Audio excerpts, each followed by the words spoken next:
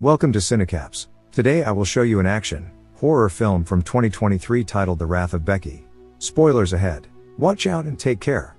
Becky, a young teen girl, is adopted by a lovely Christian couple, Ted and Alice. She's playing the perfect girl part. Perfectly. At the dinner she expresses her willingness to participate in church activities and help the community, even wanting to say grace before having dinner. She's just perfect. Just as Alice makes Becky feel safe and leaves the room, she drops the act.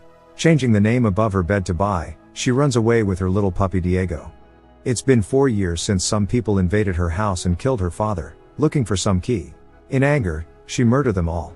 Becky is 16 now and has run away from 3 foster homes. She has done everything in her power to stay off the grid. She was doing just fine on her own, until Elena stumbled upon her while Becky was hitchhiking a year ago. Becky doesn't know much about Elena, as they rarely discuss their past, but they enjoy each other's company and vibe well together. Ever since Becky's mother passed away from illness and her father died, she has been unable to sleep at night. Becky works at a diner and today one of the customers calls her sweetheart. Irritated, she points out she has a name. What's more, he complains that the butter is not on the toast, making her snap and slice his throat, but she didn't actually do it, she really wanted to though. Watching the clock closely, her shift ends exactly at 3 p.m. and she's out of there. At home, Becky and Elena play Scrabble, and for the first time in a year, Becky wonders why Elena never asked about her past and simply took her in.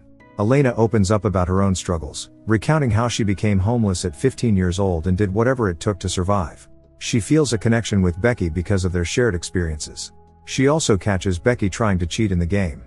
Meanwhile, the radio broadcasts announce that a group calling themselves the Noble Men will be making a rally at the town hall. They are known for their inclinations for violence. As Becky is working at the diner once again, 3 men enter and call her out on having a stripper name, ending it with a mom joke. It doesn't faze her in the slightest. Becky's imagination has been lively over the past couple of years, but this time, as she delivers the coffee to the douche customers, it's not just a figment of her imagination. With a smug smile, she walks away after accidentally burning one of them. Again it's 3 p.m. and her shift is over. The Noble Men though are not happy with her attitude and decide to follow her. In the evening, while keeping an eye on her mysterious key, Becky hears the sound of breaking glass. Quickly concealing the key, she goes to investigate. As she roams the empty house, nothing seems amiss until Anthony attacks her from behind. She manages to break free from his grasp and commands Diego to defend her, but DJ subdues him and aims a gun at Becky. Just then, the third Boy Scout, Sean, arrives, remarking on the unexpected turn of events. However, after Becky broke Anthony's nose, he is determined to kill her. Suddenly, Elena intervenes with a shotgun, but Anthony shows no intention of resolving things peacefully as he shoots her brains out. Enraged, Becky launches herself at Anthony, only to be knocked unconscious. Becky comes back to it in the morning. As she sees Elena's lifeless body on the ground, it reminds her of her father. What's worse, Diego is gone. Arriving at a lake house, Anthony makes sure no one speaks a word about what happened. After the rally tomorrow, they are out of this town. Meanwhile, Becky found Elena's jewelry box with memories stored in there. She never really knew Elena, but she had grown to love her. Everyone Becky has ever loved has been taken away from her. After burying Elena, she vows to get back her dog and kill the MFs who killed Elena. From the shed, she gets all necessary supplies, that includes a bear spray and a few of her traps outside. Becky's combat clothes finally will come in handy. When Becky listened to the Noble Men talk in the diner, she remembers them mentioning someone by the name of Daryl. There are only 2 Daryls in town and this is the number 1. Clearly this wasn't the man they were talking about. Second one lives at Colony Road. Something tells her this is the one she's looking for.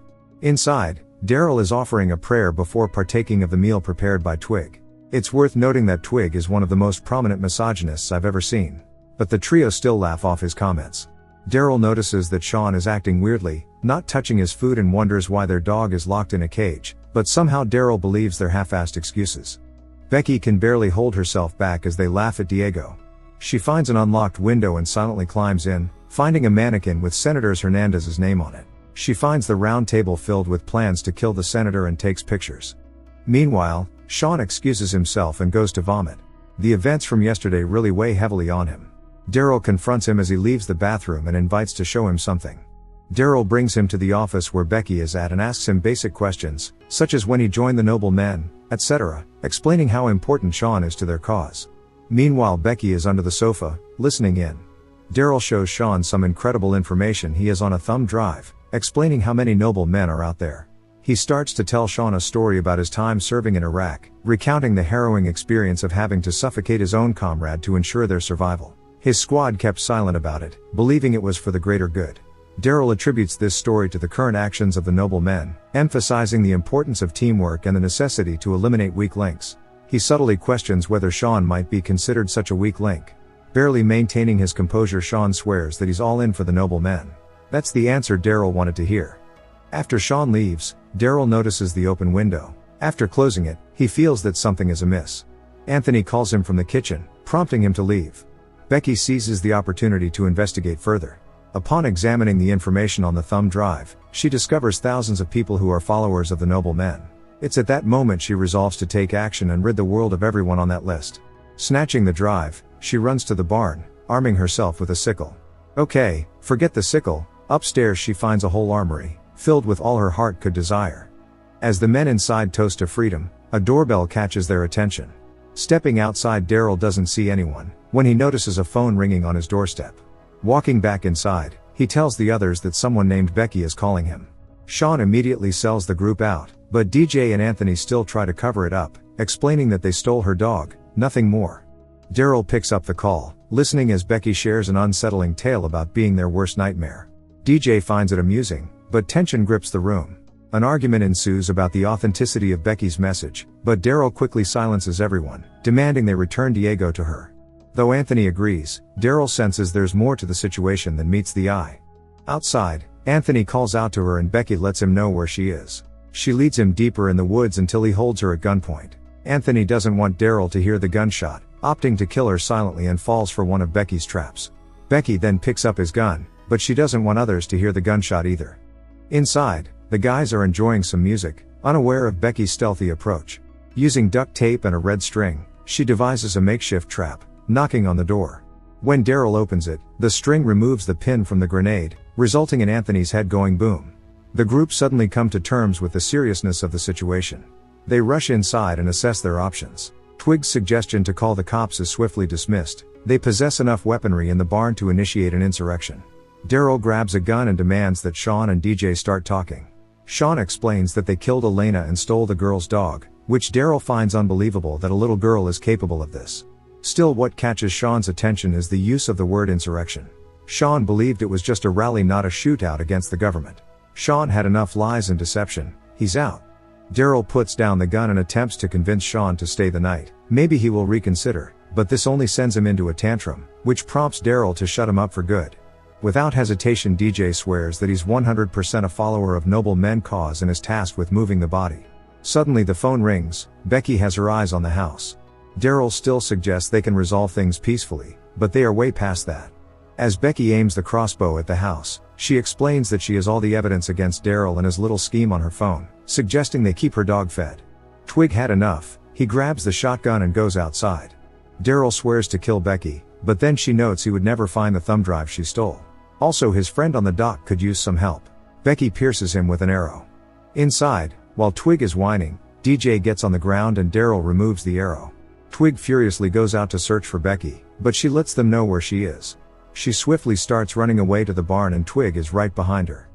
Back at the house, Daryl's fury intensifies as he commands DJ to bring Becky to him alive. She possesses the thumb drive.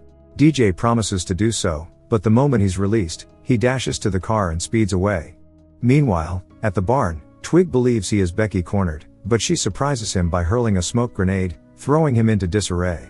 As Twig frantically fires off rounds, he runs out of ammo. Twig crawls out of the barn, with Becky right behind him, menacingly approaching him. That is, she wished she could, but couldn't find the keys. Instead, she emerges wielding a machete, about to strike him down. Twig pleads for his life, revealing he has a wife and a child, and he doesn't harbor genuine hate towards women. Becky hesitates until she learns that the child's name is Adolf. She just cuts him down. Suddenly Becky's shot with a tranquilizer and passes out.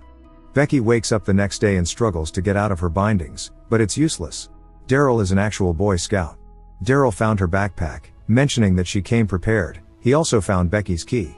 In a short moment he figured out a puzzle behind it, the coordinates. That's when Daryl introduces the mastermind behind the Noble Men, someone Becky has already met. His mother, Daryl. All Daryl wants to know is where the thumb drive is. But Becky acknowledges that this information is the only reason she's still alive. Daryl says it's far more possible Becky leaves here alive if she gives up the location of the drive, otherwise she will lose her patience. This prompts Becky to spit in the woman's face. Daryl also attempts to recruit Becky to their cause, but she passes. With this, the woman tells her son to use Diego. Seeing Daryl squeeze Diego's head, makes Becky struggle even more, but in the end she agrees to tell them where the drive is, but under one condition. As Daryl puts Diego back in the cage, she wants them to promise to go straight to hell, after she kills them. Becky had untied herself. She kicks Daryl away and sprays him with the nearby bear spray. This prompts him to run away, so the mom Daryl grabs her gun and holds Becky at gunpoint. Becky still understands that they need her alive, so the mom turns to Diego, prompting Becky to ninja knife her in the head. Becky runs out just as Daryl returns. Seeing his mother dead, he has had enough of games. Becky runs through the field and woods, and Daryl is not far behind her, opening fire on her, but missing all the shots until he's out of ammo. Seeing the X marks the tree, Becky jumps and turns to Daryl, who steps into a bear trap. Thrice. Daryl's last words to Becky are well done, as he succumbs to his injuries. Becky retrieves her father's key and rushes to free Diego from the cage, finally reuniting with her boy. But the old Daryl just can't give up, though the knife really did a number on her. Becky sends Diego to deal with her. 24 hours later, Becky is in the CIA office, where a woman explains that the drive she handed to them contains names of the members of one of the most dangerous terrorist orgs in the US. She praises Becky for single-handedly dealing with the leader of this organization. Then she offers Becky to become a recruit for the CIA, and finally reveals to Becky what her father's key actually belongs to.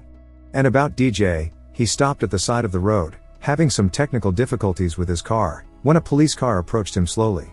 Under a heavy book, he grabs his gun as he notices in his rear mirror that it's Becky, holding a bazooka. She blasts him away. Smug little girl. The end. Thank you for watching.